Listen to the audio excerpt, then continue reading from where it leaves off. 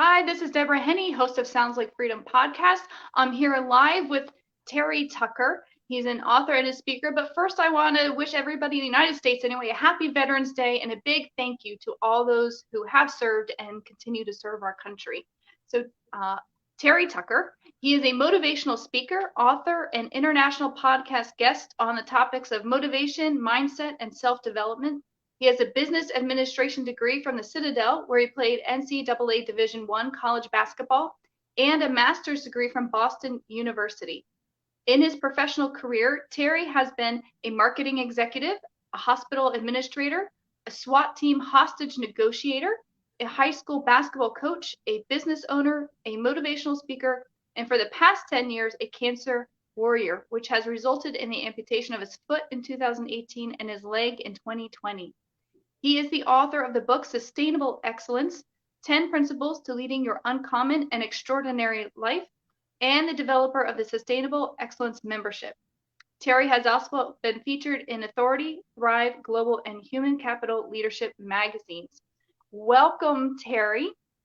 Well, thanks, Deborah. Thanks for having me on. I'm looking forward to talking with you. Thank you for the veterans. My daughter and her husband are both in the military. She's in the Space Force and he's in the Air Force. So thank you for that.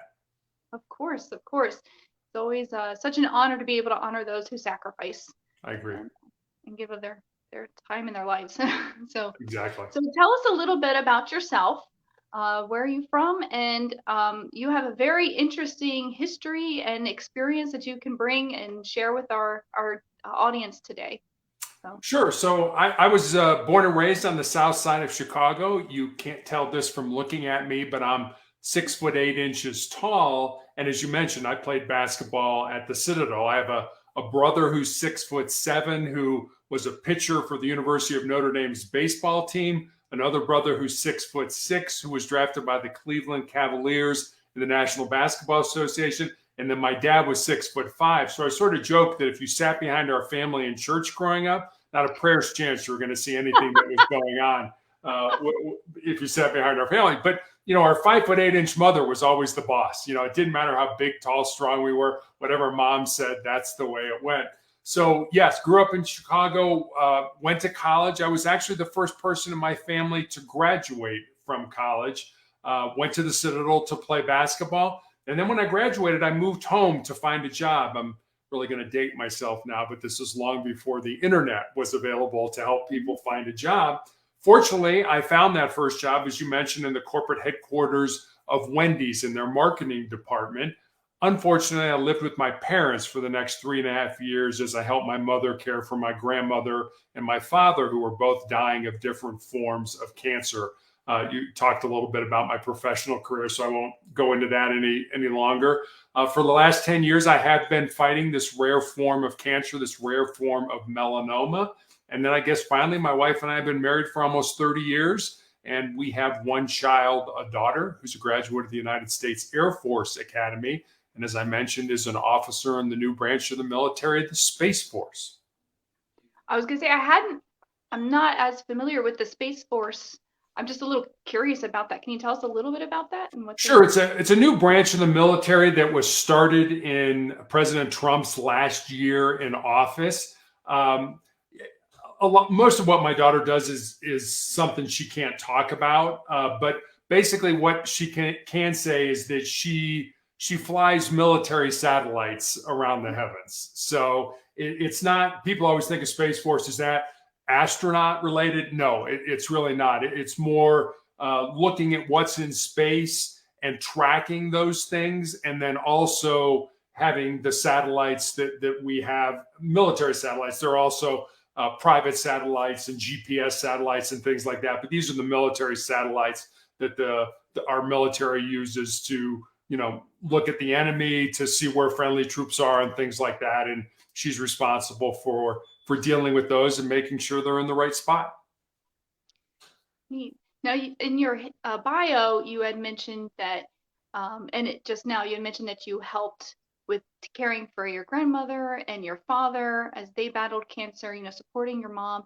And you said that you started out in business marketing with Wendy's, and then you became a hospital administrator. Did that Did those experiences with caretaking really impact your decision to kind of switch gears and go into healthcare?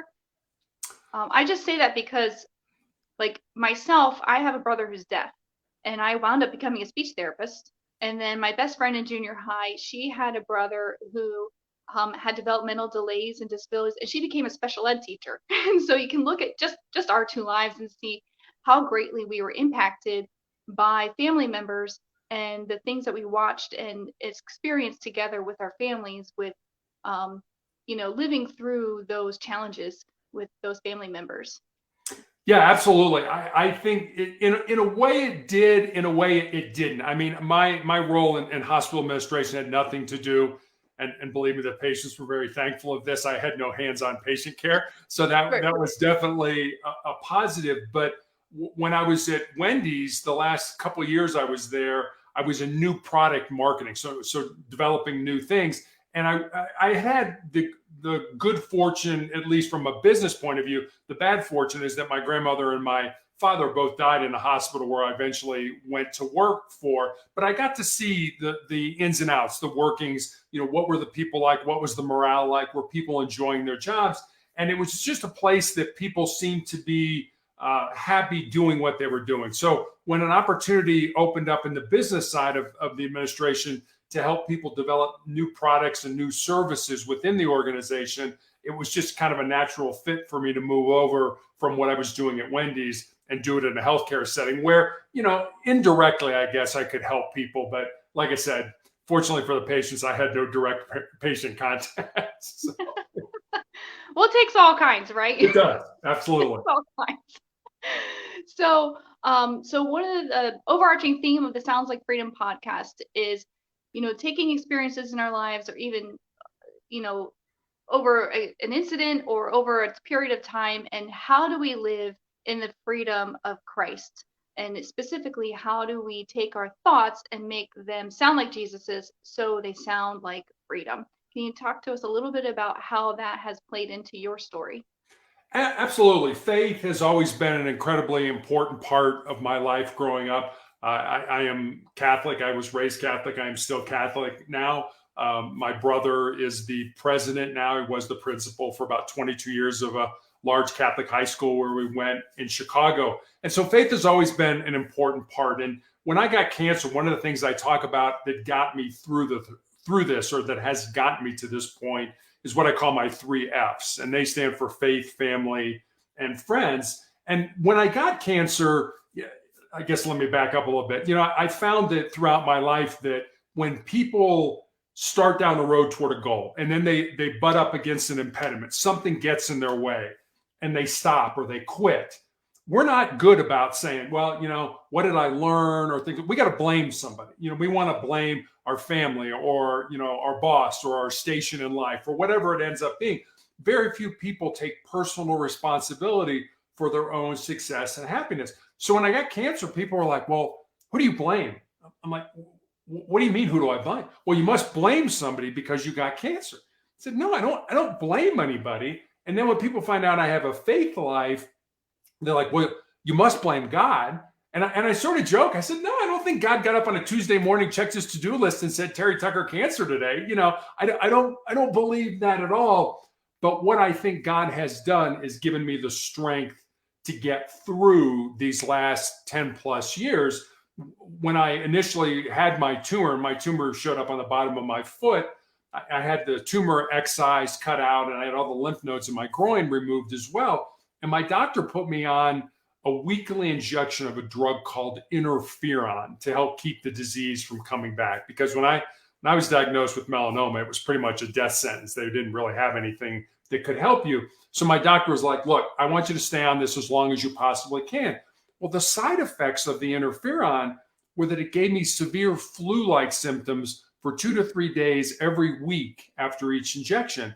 And I took those weekly injections for almost 5 years. So imagine having the flu every week for 5 years. And I remember there were several times where I was so sick of being sick that I just was like, okay, God, I'm done. I'm done. Just take me, get me out. I mean, I never contemplated suicide, but I was certainly praying that God would just, I go to bed one night, I don't wake up. That's fine with me. But God didn't do that. But what I think he did was give me the strength, the courage, the wherewithal to keep plowing forward, to keep moving forward through these last 10, 11 years, almost 11 years now. And that's something I remember. My wife and I were just talking the other day that when I was first diagnosed, the oncologist pulled her out of the room and said, look, his survival rate is probably going to be less than 5 years. Do you think he can handle that? And, I was 51 years old when I was diagnosed. Our daughter was in high school. And, she's like, yeah, he can handle that. You can tell him. And like I said, it's been almost 11 years now. So I don't know why I'm still here. My doctor showed me my CAT scan from when I had my leg amputated. They also found out I had tumors in my lungs, and I'm still being treated for those tumors. And I don't know anything about reading a CAT scan, but I kind of know what should and shouldn't be there. And I looked at my oncologist, and I'm like, I had these big tumors in my lungs. I had fluid all around the pleural spaces of my lungs. And I looked at him, and I was like, how was I alive? And he kind of shook his head, and he's like, I don't know, which said to me that God's not done with me yet. And so I don't worry a lot about when I die, how I die, where I die. I always say that's way above my pay grade. So I just concentrate on living right now and living the best I can in a faithful way. Mother Teresa always said, God never asked us to be successful. He just asked us to be faithful. And that's what I try to do. That's amazing. And you're right. God always has a plan and a purpose. And it is exciting to see what you're doing. You are a speaker and you have a book out. Can you tell us about your book and about your speaking? Yeah, I made the brilliant business decision to start a motivational speaking business right as COVID hit. And so I was, like so many other business, I had to figure out a different way to deliver my product. And I didn't know how I was going to do that. And somebody reached out to me back in 2019 and said, would you be a guest on my podcast? And my honest response was, what's a podcast? I had absolutely no idea what a podcast was. And I was so nervous and so scared when I started that I literally put Post-it notes all around my camera, and somebody would ask me a question and I would be like, well, the answer to that is, and I would read the answer off the Post-it note. I mean, that's how horrible I was, how terrible I was when I first started. And about a month ago, I did a podcast with a former NFL player, National Football League player. And this guy's like 6'6", 300 pounds. And we were talking afterwards. I mean, he literally put his arm up on the desk when we were talking, and his arm was so big that it almost covered his entire body. I mean, this is a huge man. And we were talking afterwards, and he's like, Terry, when I first started my podcast, I was scared to death. And I was like, oh, a kindred spirit. Here's this guy who has all the, he's a big man. He's confident. He's played professional football. And yet he was scared to start his podcast. And I was scared when I went on as a guest. And so eventually, 2020, between the time I had my leg amputated and the time I started chemotherapy for the tumors in my lungs, I wrote my book, Sustainable Excellence. And it's really a book that was born out of two conversations I had. One was, as you mentioned, I was a former girls' high school basketball coach. And this conversation was with a former player who had moved to the Colorado area where my wife and I live with her fiance. And the four of us had dinner one night. And I remember saying to her after dinner that I was excited that she was living close and I could watch her find and live her purpose. And she got real quiet for a while. And then she looked at me and she said, well, Coach, what do you think my purpose is? I said, I have no idea what your purpose is, but that's what your life should be about. Finding the reason you were put on the face of this earth, using your unique gifts and talents and living that reason. So that was one conversation. And then I had a young man reach out to me on social media, and he asked me what I thought were the most important things he should learn to not just be successful in his job or in business, but to be successful in life. And I didn't want to give him the, get up early, work hard, help others kind of stuff. Not that that's not important. That is incredibly important. But I wanted to see if I could go deeper with him. So I spent some time and I was taking notes. And eventually I had these 10 thoughts, these 10 ideas, these 10 principles. And so I sent him the principles. And then I stepped back and I was like, well, I got a life story that fits underneath this principle, or I know somebody whose life emulates that principle. So literally during that period where I was healing after my leg amputation, I sat down at the computer every day and I built stories, and they're real stories about real people underneath each of the principles. And that's how sustainable excellence, the 10 principles to leading your uncommon and extraordinary life, came to be. That's amazing. And I love how you said, I started this and I was fearful. And this NFL player that you think has no fear, right? I mean, they're on national television for a living, Right. had fear. And Right. it's not about absence of fear. It's about not letting it stop you. Right. And so I love how you highlighted that and pointed that out. I'm so excited about your book and the message that it brings. You do have a website also. I'm putting it up on the screen there, themotivationalcheck.com. Can you tell us what we can expect on the website and what kind of information we can find there? Yeah, motivational check was a phrase that when I was in the police academy, I was a policeman in Cincinnati. When I was in the police academy, our defensive tactics instructor gave us that phrase, motivational check. And you could yell it out, scream it out at any time during all the goofy things that we did, physical fitness wise when we were in the academy. And this guy was kind of crazy. We ran a marathon. We did all kinds of things. But, there were days where, and we all have these days where people are, they're tired, they're down, they just don't feel like they can keep going forward. And so you could just scream out motivational check. And the rest of the academy class would respond. We were the 84th recruit class, would respond with, a loud 84, just to let the person know, hey, yeah, I know you're hurting, but we're all in this together and we will get through this together. So when I was looking for a title for my blog, I thought motivational check would be something that at least inspired me and maybe could inspire other people. The blog, basically every day I put up a thought for the day. And with that thought comes a question about how maybe you can apply that thought into your life. I have recommendations there for books to read, videos to watch. All my social media links are on there. The different podcasts I've been on are also on motivational check. And you can leave me a message there if you want to, if you just want to reach out and connect with me. I answer everything, everybody that sends me something that I can read. So I only speak English, so don't send me a message in another language because I won't be able to respond to you. And you also have access to my book there. You can buy the book on Amazon through Motivational Check. Awesome.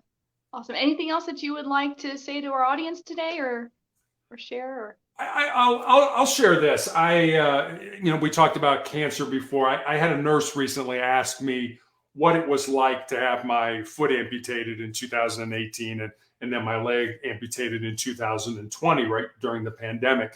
And what I told her was, it certainly hasn't been easy. I am still learning how to walk again with a prosthetic. When you're 6'8", falling is not an option because you get hurt from this height and stuff like that. But what I told her was that, cancer can take all my physical faculties, but cancer can't touch my mind, it can't touch my heart, and it can't touch my soul. And that's who I am. That's who you are, Deborah. That's who everybody who's listening to us is. And we get all caught up in, how do we look? And is my hair good today? And is this outfit the right outfit and stuff like that? And not that that's not important. It certainly is. But I would encourage people to spend more time working on their heart, their mind, and their soul, because in the end of our lives, we don't take this body with us, but we do take our heart, our mind, and our soul with us. So spend a little bit more time working on that and a little less time working on your physical appearance. Awesome. It's so true. 100%. Okay. Well, thank you for joining me today. And you can swipe, tap, or clip over to deborahhenne.com or follow me on Twitter, Instagram, or Facebook at Deborah Henne Author. And let's not forget to tune into our thoughts to make sure they sound like Jesus's, so they sound like freedom.